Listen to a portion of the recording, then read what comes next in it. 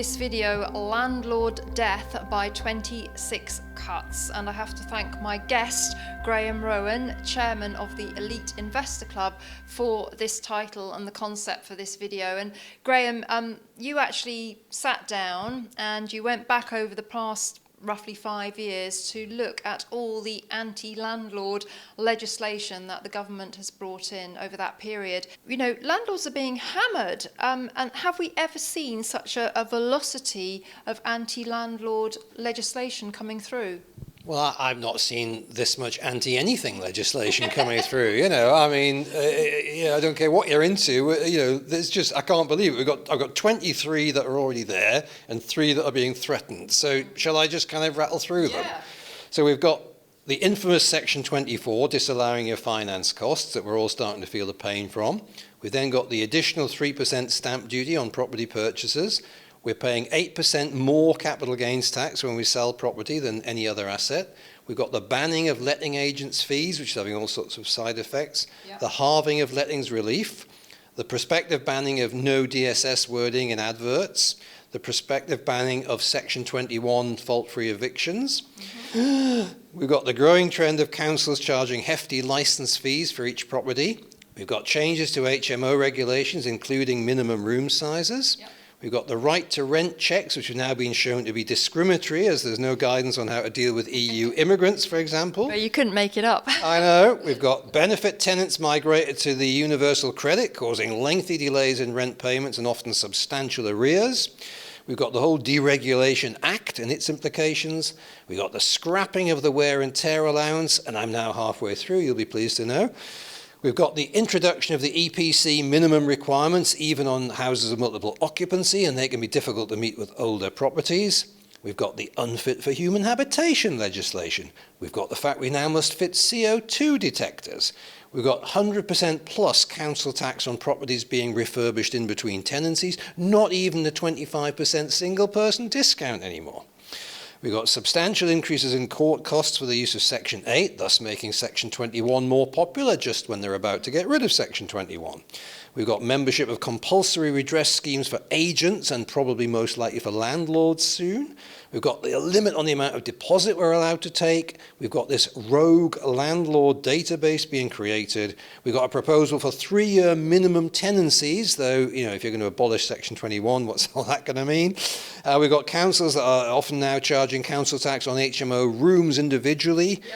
We've got our good friend Mr. Corbyn threatening to introduce rent controls. We've got a threatened right to buy in the private rental sector, and we've got potentially unlimited fines for whatever they define as a rogue landlord. So there's 26 for you to get started with. Wow, I feel that pain. I really do. I think right there at number 1, Section 24, landlord killer. Well, absolutely. But again, in a sense, dressed up in such a complicated way that many people never saw it coming. You know, so suddenly now, you know, it's kind of been in some people's peripheral vision, and now it's coming here. We've got the first and second tax years going on, and suddenly, wallop, it's going to hit them in the face.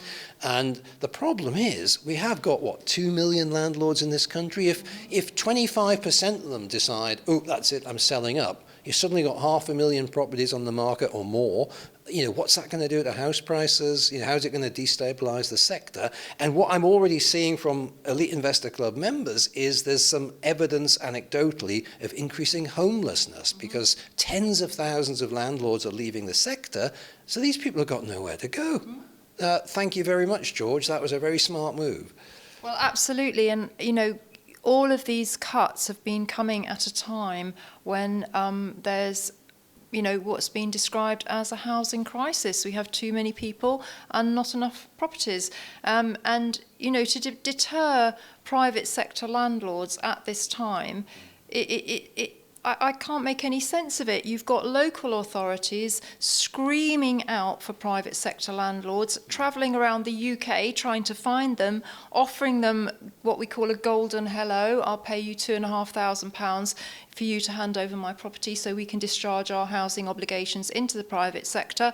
And then you've got central government deterring landlords. There's no joined up policy, no coherent thinking, and all the net result is that landlords are being pushed out of the sector, and ultimately there'll be many landlords who are maybe 5 years away from their retirement date, and they'll be looking at, feeling these cuts, feeling that landlord pain, and they'll be saying, actually, I'm going to exit early, and we're seeing that.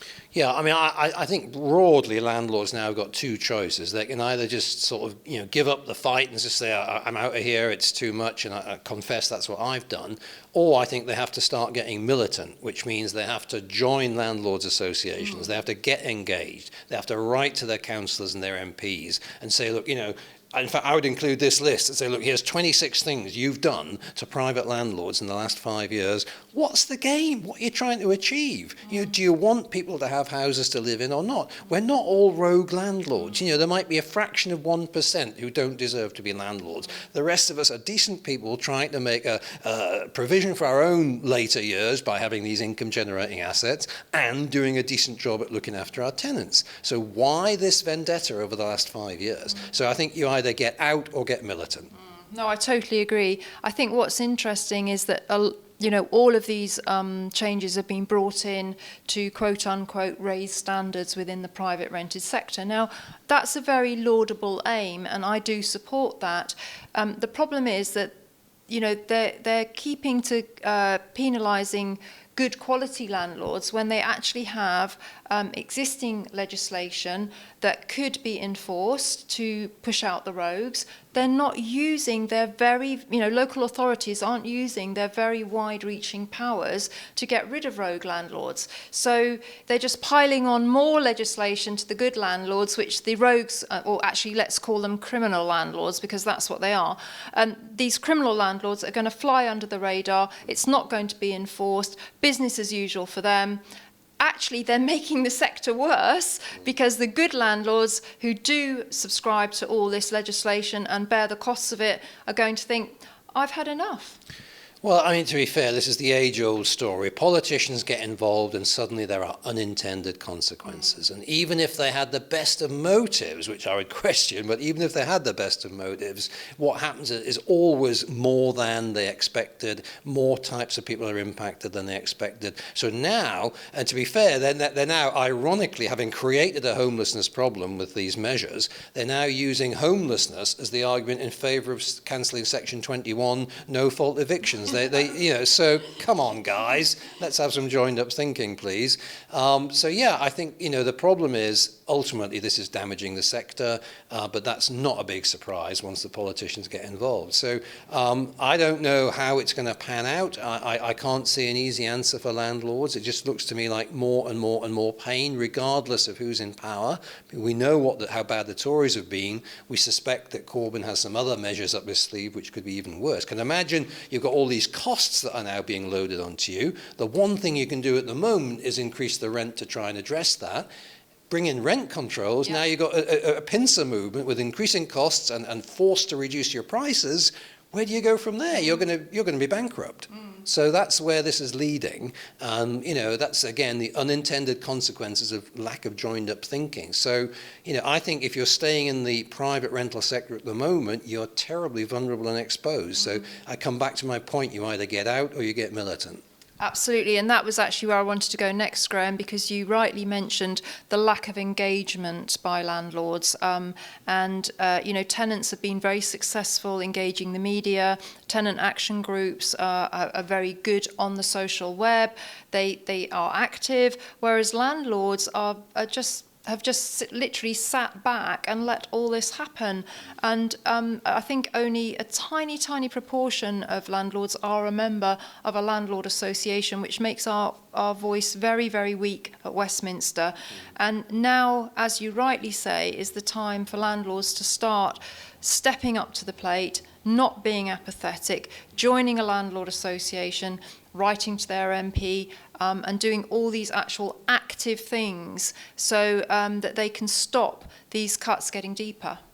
Yeah, I think perhaps you could draw a parallel here with the business world, because what you find in the business world is a lot of businesses are part of either the Federation of Small Businesses or the Institute of Directors, and they've got quite a strong lobbying voice in government circles. So when things have been done that are anti-business, you'll see those people quoted in the media, you'll see them, in Westminster meeting the politicians. We need that to happen in the private rental sector. There need to be 2 or 3 organizations that become such a powerful voice for the sector that the politicians have to listen to them. And I think that involves both good leadership on their part, so people that are media friendly being in front of those organizations, but it involves membership being engaged. And it's a lot of these things actually happen at a local level. If your council suddenly gets 350 letters on the same topic in the same week, even they are going to have to say, oh, hold on a minute, this is obviously important. And that's all that these people go by. So yeah, don't underestimate the power of engaging, writing letters, joining these organizations, but then those organizations need to work at becoming lobby groups that are effective for the people they represent. Indeed. I think we should also, before we finish, just talk briefly about the proposed abolition of Section 21. I think one of the surprising kind of byproducts of this is that it has engaged a much wider landlord community. We have seen a huge level of engagement on this topic on Property Tribes. We've had hundreds of new members who want to discuss this topic. I regard that as positive that landlords are engaging with it. But ultimately, it could have a very, very severe impact on the private rented sector if Section 21 goes. We don't know how Section 8 is going to be modified and the different grounds and so on. Again, confusion, uncertainty, none of this is good for landlords who, even those thinking of coming into the sector, could well be deterred. Oh, absolutely. And we talked about the pincer movement in terms of costs and rent controls, but equally, there could be another kind of pincer movement, which is in terms of the length of the tenancy. So we've not seen the detailed proposals for what they're going to replace Section 21 with. But it appears that as long as they keep on paying the rent, you're kind of stuck with them. And again, as the owner of the asset, you should always have control of it. So whenever the state starts, taking over control of your wealth and your assets, I get worried about it. If you buy stocks and shares, you can sell them at the click of a mouse. If you buy property, obviously, it's a much less liquid asset. But anything that can prevent that liquidity is going to be a challenge to its value.